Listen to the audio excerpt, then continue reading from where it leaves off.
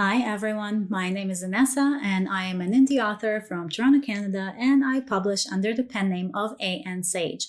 I write mostly fantasy, sci-fi, and pretty much anything paranormal. And in today's video, we are going to be talking about world building for fantasy. So if you're starting out and you're wondering how to build your world from scratch, then stick around and we'll be back in a few minutes with some tips and tricks from me that I've learned along the way that have really helped me out.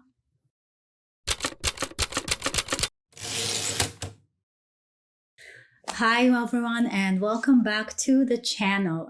This month I'm going to do a little bit of a sort of mini-series I guess, of all the different parts that help you when you're starting out to structure your book and plot the book. And some of the things we'll talk about are characters, politics, magic system, and things like that. But in today's video, we're actually going to be talking about building a world from scratch for a fantasy novel or any kind of novel that deals with a world that isn't super realistic.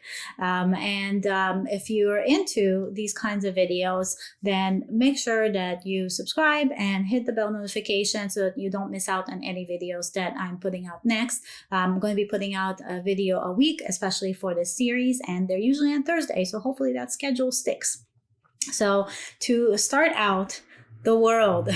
It's such a big thing. It can be so very exciting when you're first starting out, but it can be incredibly daunting and stressful as well because it's huge, right? Like you're building an entire system, an entire creation from nothing, and it has to feel real.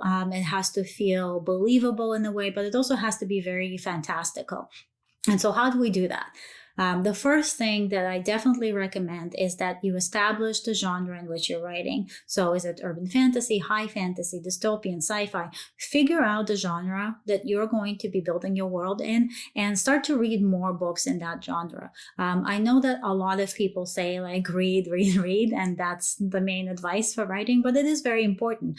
And it's not to say that you should be mimicking your world after other people's, but you might be reading something within the same kind of genre that you are building your world in, and it might spark an idea in you, right?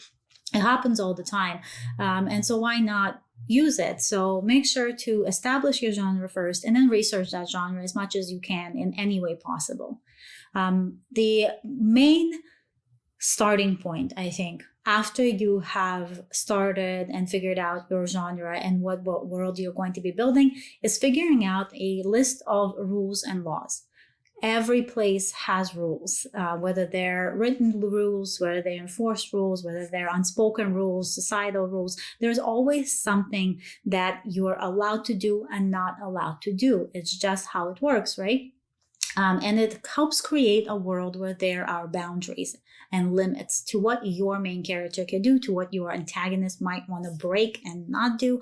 And it kind of helps you develop a conflict simply by establishing what these rules and these laws are, right? So maybe your main character were shunned by their friends and family because they didn't follow a rule, or they don't fit into these societal rules, or maybe they're actually on the run from like the whatever policing force that you might have in your world because there are lawbreakers.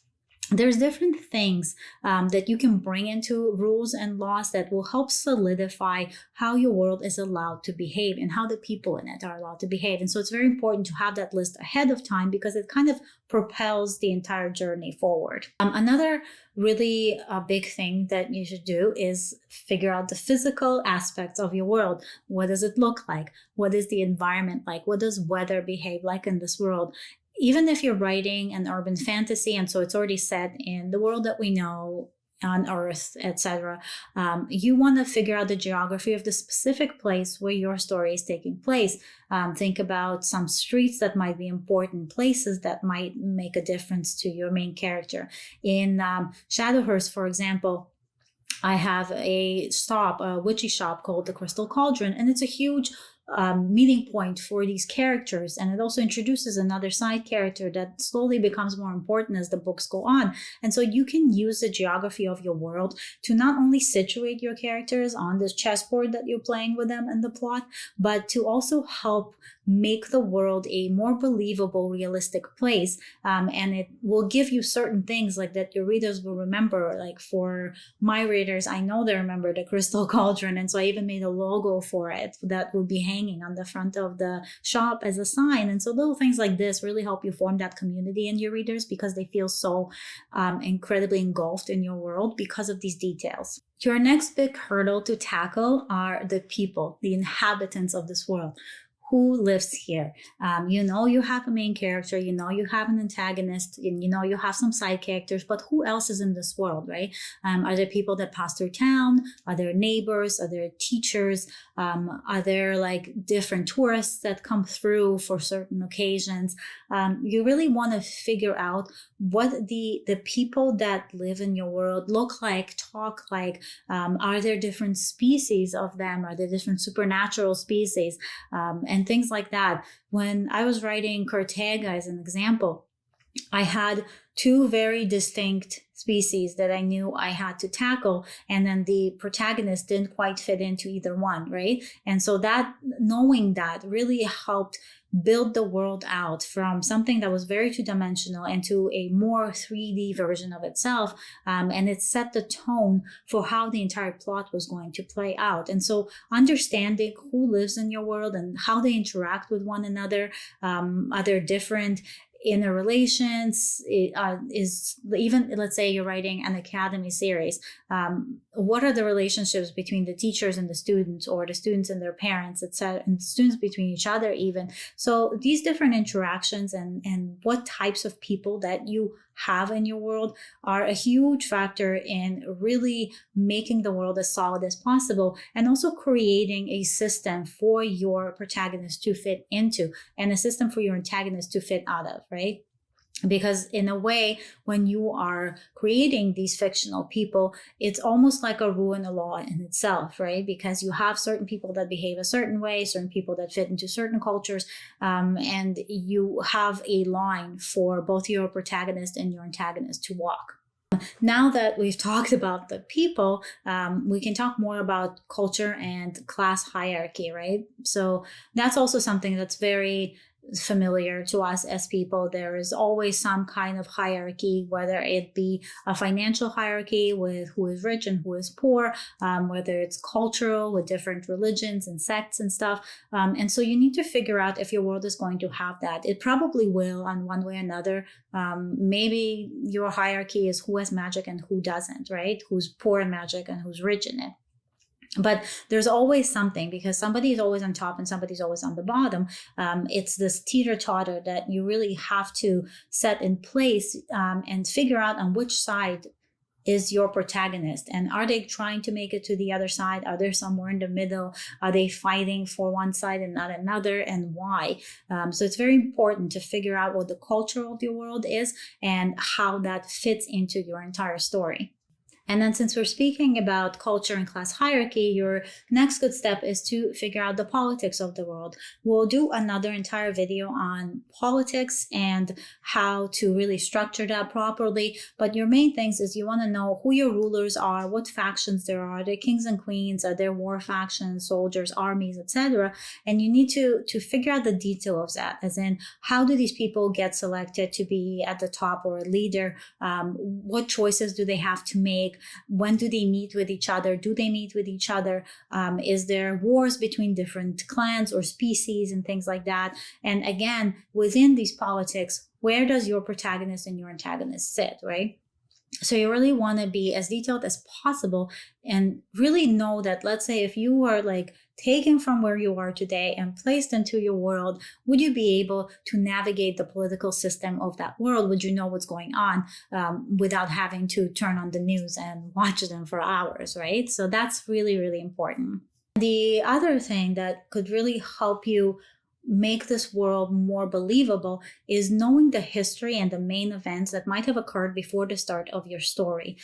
Worlds don't just pop out of nowhere. I mean, unless that's your story, they could have. But for the most part, there's a history behind it. There's a deep-rooted story that happened before with certain main events that created this political system, this world that you are now in and that your character is now in.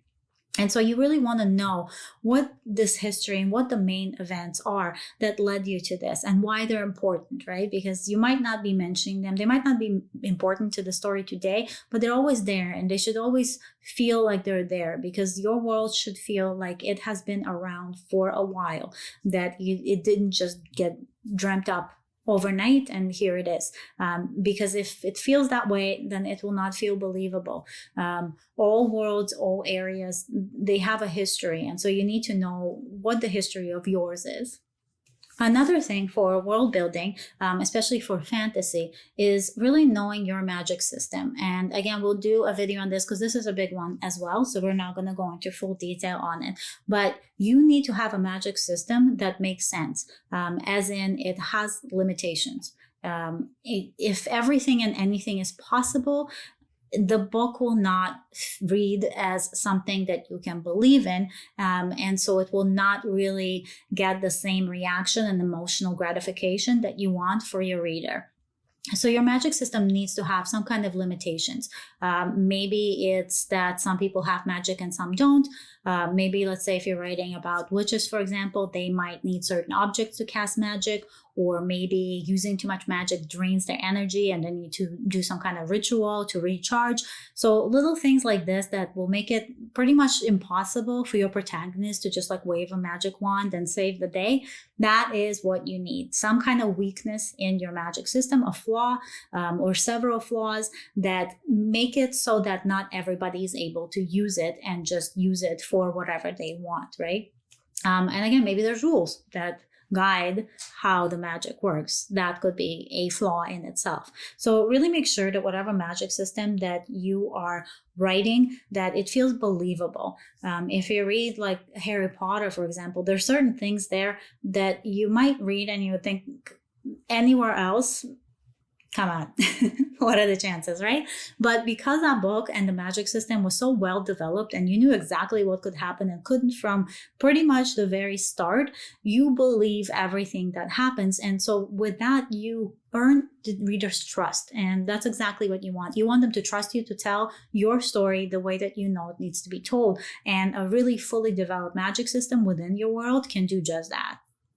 And the final and probably almost the most important thing of world building is details, details, details. You want to have as many details as you can possibly have in this world. Not all of them need to make it to the book, though. I just need to make that clear. You don't want to just info dump everything that you have, but you should know your world inside and out. You should know where everything is located. In my books, for example, I know that Main Street is about a 35 minute drive from Billy's place where she is staying. And so I can't have her in one place and then the next without an explanation of how she gets there or some kind of intermission or anything like that, because it jars the reader straight out of the story.